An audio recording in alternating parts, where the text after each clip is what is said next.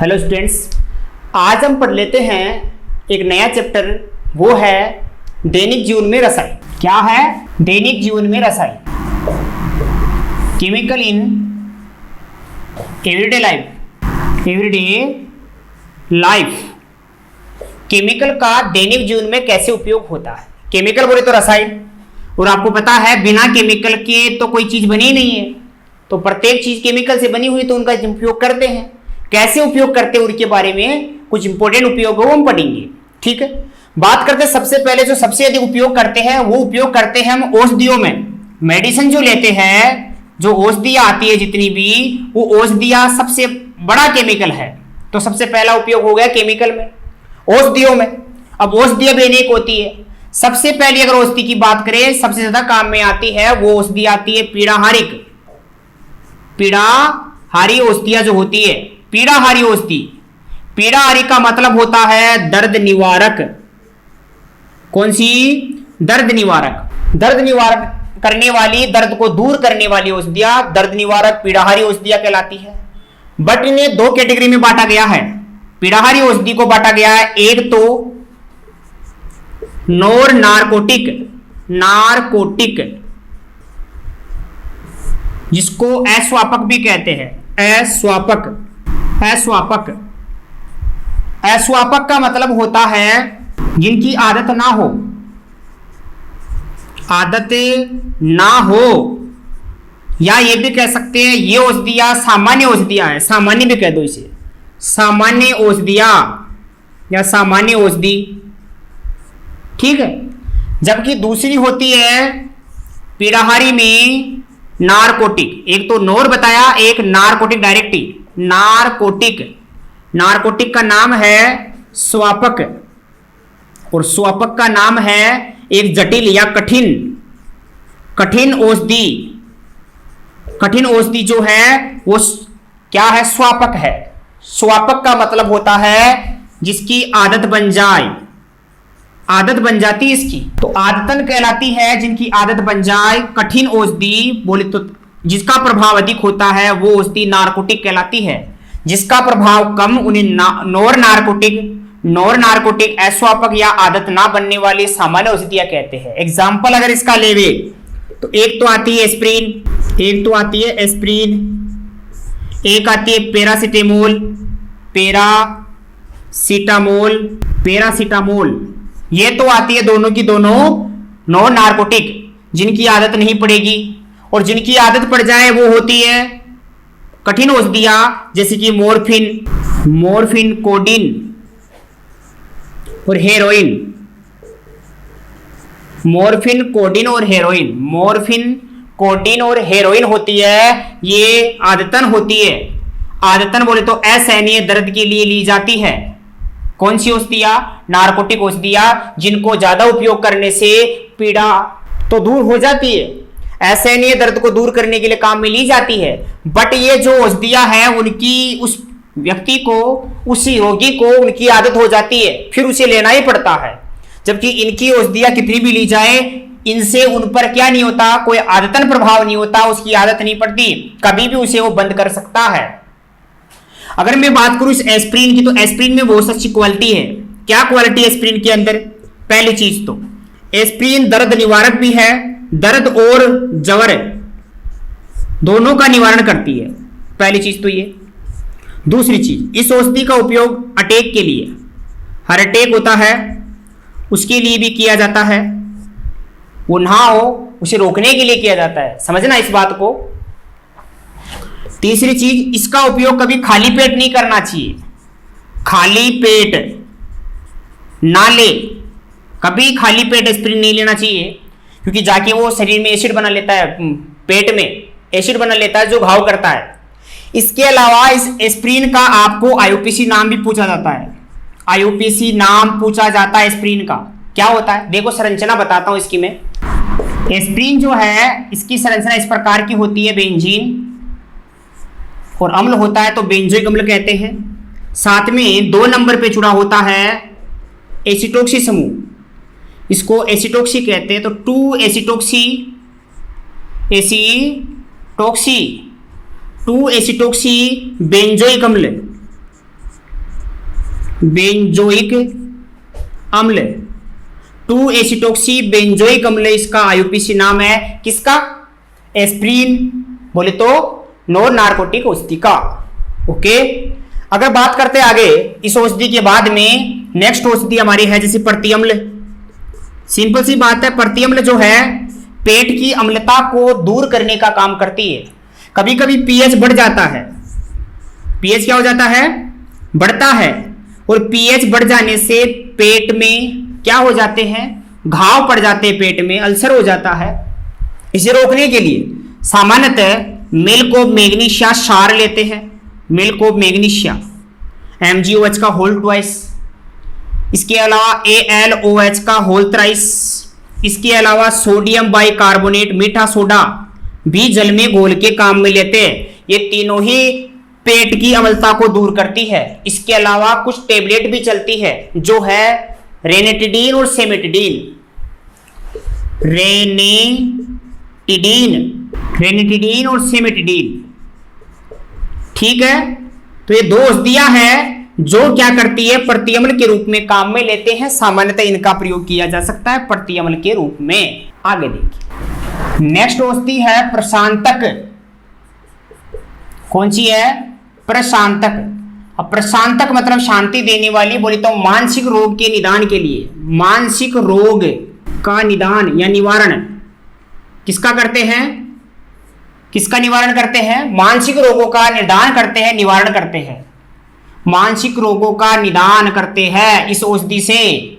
उदाहरण याद रखने आपको कौन कौन सी है? तो इक्वेनिल, मेप्रोमेट, क्लोरडाइजेपोक्साइड, इसके अलावा है एक बड़ा ही तगड़ा एक अम्ल होता है जिसको कहते हैं बारब्यूटूरिक अम्ल, बारब्यूटूरिक अम्ल। ये एक बादशाह है, बादशाह, क्योंकि इससे जो बनते हैं व्युत्पन्न औषधियां वो काम आती है किस रूप में? प्रशांतक के रूप में। जैसे कि वेरोनल, ल्यूमिनल, सेकोनल, ये 3 प्रकार के नल बारब्यूटूरिक अम्ल से बनते हैं। ये इनका बादशाह है इन तीनों का। इनसे एक औषधियां बनती है तीनों की, वो है प्रशांतक औषधियां। इक्वेनिल, मेप्रोमेट, क्लोरडाइजेपोक्साइड भी क्या है? प्रशांतक। प्रशांतक मतलब शांति देने वाली, मानसिक रोगों का निदान करने वाली औषधियां क्या कहलाती है? प्रशांतक कहलाती है। ठीक, नेक्स्ट है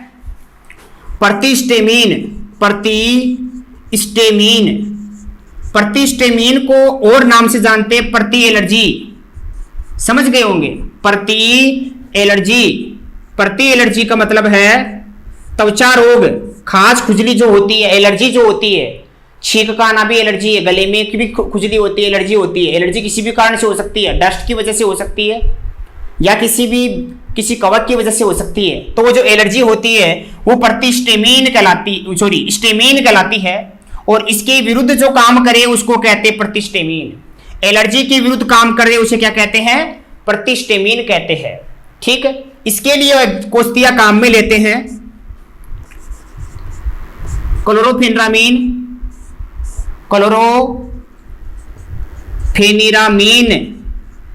इसी प्रकार का मेन एक और है ब्रोमोफेनिरामीन,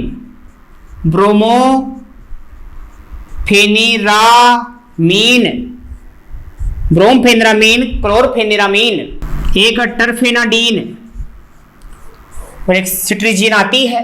ये कौन सी आती है? सिट्रेजीन। तो सिट्रेजीन, टर्फेनाडीन, ब्रोमफेनिरामीन, क्लोरफेनिरामीन, ये सारी की सारी प्रतिस्टेमीन प्रति एलर्जी औषधि की तरह काम करेगी, एलर्जी को दूर करने का काम करेगी। ठीक है, तो प्रश्न इस प्रकार से आएगा, कठोर पीड़ा के लिए, बोले तो प्रसव पीड़ा जो होती है, कठोर पीड़ा होती है, उस पीड़ा के लिए औषधि कौन सी काम में ली जाती है? तो पीड़ा आ रही लेते हैं, परंतु कौन सी? नार्कोटिक, एक अच्छी वाली कठिन औषधि काम में ली जाती है, जैसे मॉर्फिन, हीरोइन या कोडीन में से काम में ली जाती है। ऐसे ही पागलपन या अवसाद या चिंता को दूर करने के लिए, नींद नहीं आ रही तो दूर करने के लिए प्रशांतक औषधि प्रयोग की जाती है। ऐसा आपसे प्रश्न पूछा जाएगा। ठीक है। इसके अलावा और भी औषधियां है, देखिए प्रतिनिषेचक। देखिए प्रतिनिषेचक का अर्थ हो गया निषेचक क्रिया को रोकने वाला, बोले तो जनन क्षमता को कम करने वाला, जनन क्षमता को रोकने वाला या रोकने वाली कोई औषधि है, रसायन है, उसे कहते हैं प्रतिनिषेचक। देखिए इस निषेचन क्रिया को रोका जाता है मादाओं में। मादा में निर्माण होता है अंडाणु का, और इस अंडाणु के निर्माण के लिए दो हार्मोन जिम्मेदार है, दो हार्मोन है उसके कारक है। वो हार्मोन कौन कौन से है? एक तो है एस्ट्रोजन, और एक है प्रोजेस्टेरोन, दो हार्मोन होते हैं। अब एस्ट्रोजन का ही एक व्युत्पन्न बनाया गया जो एस्ट्रोजन को कंट्रोल करता है, और प्रोजेस्टेरोन को कंट्रोल करने के लिए भी एक व्युत्पन्न बनाया गया। जैसे कि एस्ट्रोजन को कंट्रोल करने के लिए तो बनाया गया एथिलीन एस्ट्राडाइओल, एथिलीन एस्ट्राडाइओल, ये केमिकल बनाया गया जो हूबहू कैसे था एस्ट्रोजन पर काम एंटी करता था। एंटी बोले तो मादाओं में अंडाणु के निर्माण को रोकने का काम करता था। इसका काम क्या था? एस्ट्रोजन को क्या होने से, काम करने से, एस्ट्रोजन को वहां से स्रावित होने से ही रोकता था, तो अंडाणु नहीं मैच्योर नहीं होता था। ठीक इसी प्रकार प्रोजेस्टेरोन के लिए एक रसायन तैयार किया गया जिसका नाम है नोरेथिनड्रोन।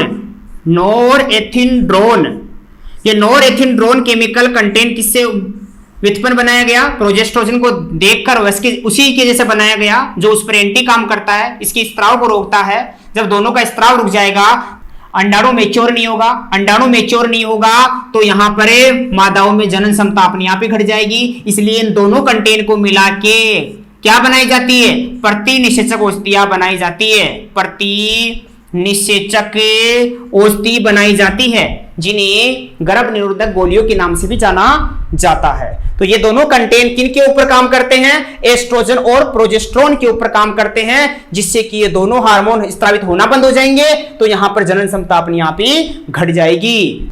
नेक्स्ट हम बात करें तो आगे है प्रतिरोधी, एंटीसेप्टिक। प्रतिरोधी औषधियां जो होती है ये संक्रमण को रोकने वाली औषधि है। चाहे ये जो संक्रमण को रोकती है वो रोकती है शरीर के बाहर जहां चोट लग गई उसे वहां संक्रमण ना हो, उसके लिए क्या लिया जाता है? एंटीसेप्टिक क्रीम काम में ली जाती है। जैसे कि डेटोल किसका घटक है? किससे बनी होती है? वो बनी होती है टर्पीनियोल और क्लोरोजाइनिलोल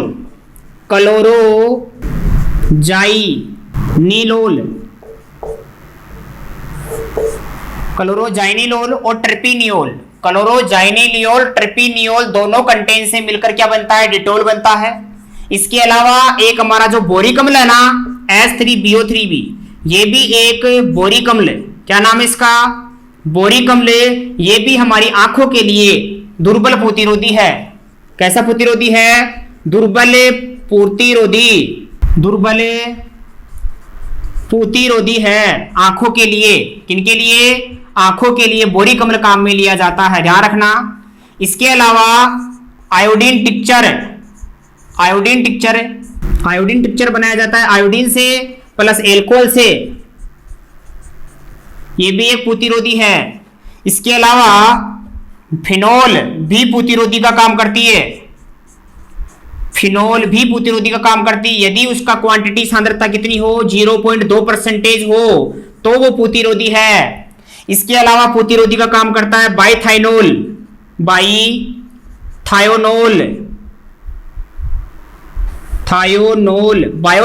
जो होता है ये भी एक प्रतिरोधी है जो साबुन में मिलाया जाता है।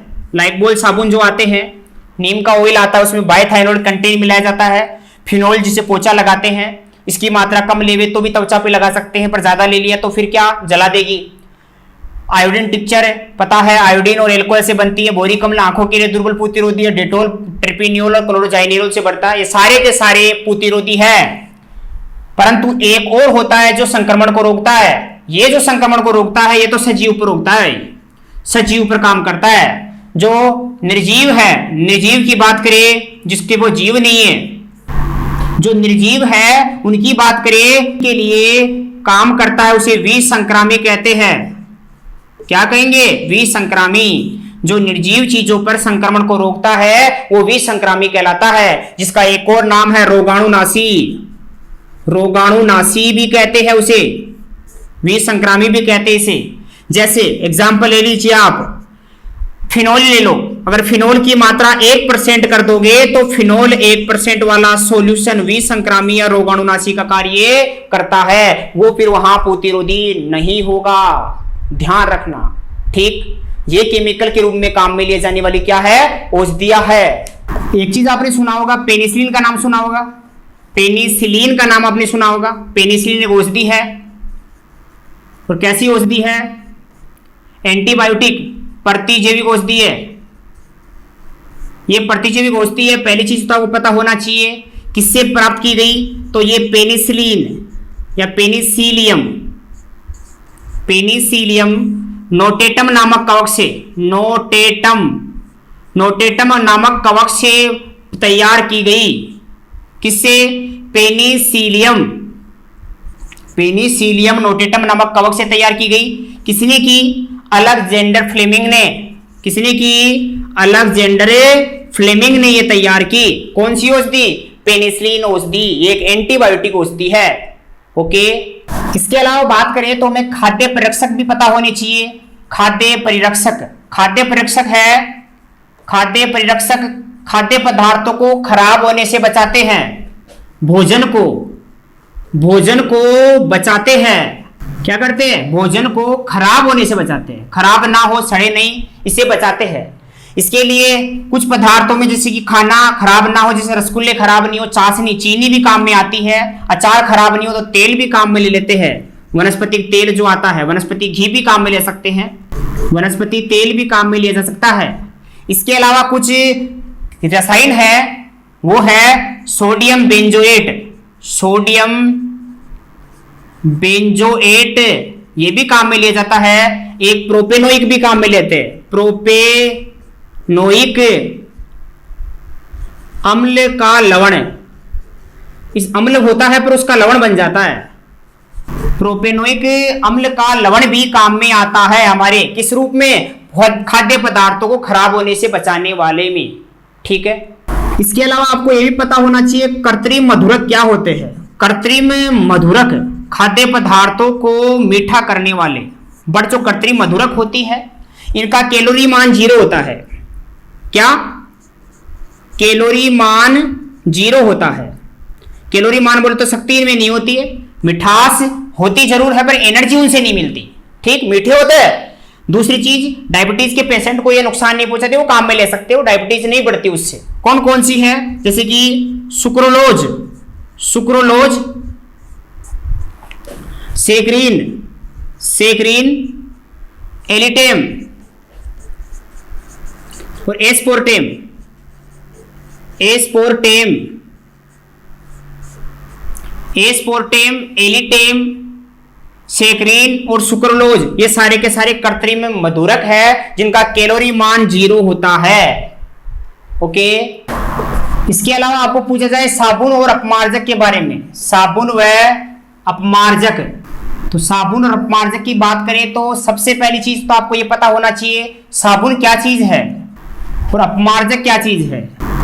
साबुन की प्रकृति होती है क्षारीय, क्षारीय होता है, जबकि अपमार्जक कैसा होता है? उदासीन। तो अच्छा कौन हुआ? अपमार्जक, कपड़े को नुकसान नहीं पहुंचाता। कौन नहीं पहुंचाता? अपमार्जक कपड़े को नुकसान नहीं पहुंचाता, साबुन नुकसान पहुंचाता है। इसको जब बनाते हैं, वो बनाने का तरीका है परबल क्षार, क्या लेते हैं? परबल क्षार प्लस दुर्बल अम्ल, जबकि इसमें दोनों ही परबलित अम्ल और परबली क्या होता है? क्षार काम में आता है, उससे बनेगा लवण, तो वो लवण बनेगा उदासीन बनेगा, यहां सीधी सी बात हो क्षारीय बनेगा। ठीक है। दूसरी चीज, जब भी साबुन बनता है उसके साथ में सह उत्पाद के रूप में ग्लिसरीन बनती है। ग्लिसरीन को अगर नहीं निकालोगे ग्लिसरीन को यदि नहीं निकालोगे तो साबुन कैसे बनेगा? पारदर्शी बन जाएगा। कैसे साबुन बनेगा? पारदर्शी साबुन बनेगा।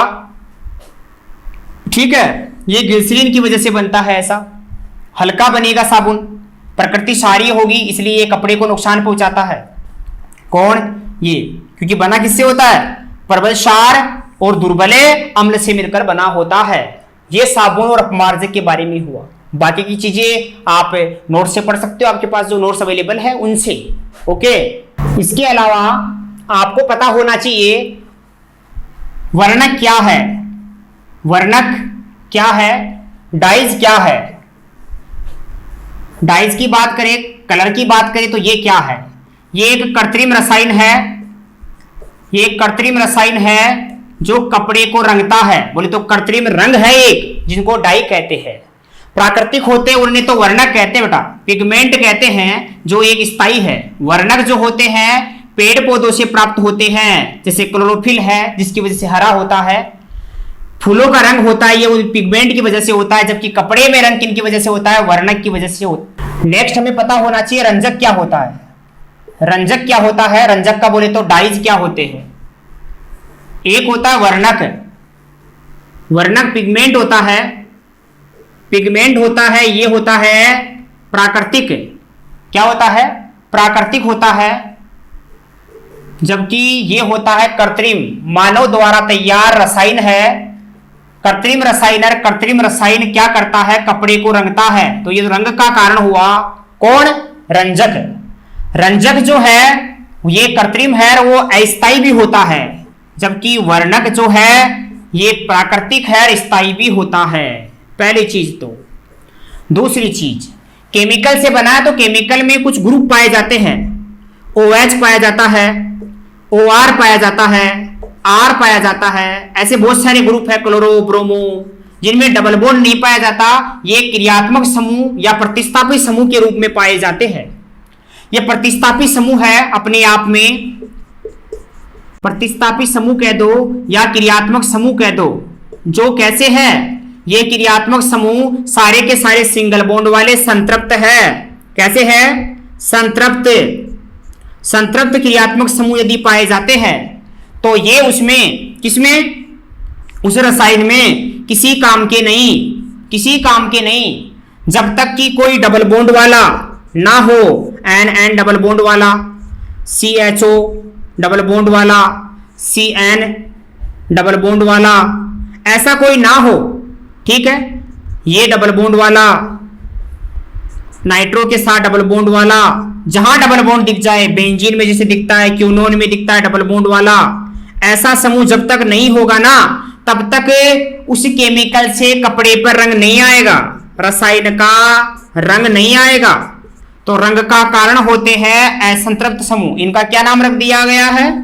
असंतृप्त समूह। और असंतृप्त समूह जो है ना, इनकी वजह से रंग आता है। रंग को वर्ण कहते हैं। जिनकी वजह से वर्ण आता है उन्हें वर्ण का कारण माना जाता है, इसलिए वर्ण मूलक कहते हैं। वर्ण मूलक असंतृप्त समूह को कहते हैं जो रंग देता है। अगर किसी रसायन में इनमें से कोई सा भी एक है तो रंग देगा, रंग उत्पन्न होगा, अन्यथा नहीं है तो नहीं होगा। ऐसे समूह को वर्ण मूलक कहते हैं। जबकि जो रसायन क्या करता है, रंग को बढ़ा दे। अब इनसे अकेले तो कुछ नहीं होने वाला, पर इनके साथ ही आ जाए तो इनकी वजह से रंग बढ़ जाता है। और रंग में क्या हो जाती है? वृद्धि हो जाती है।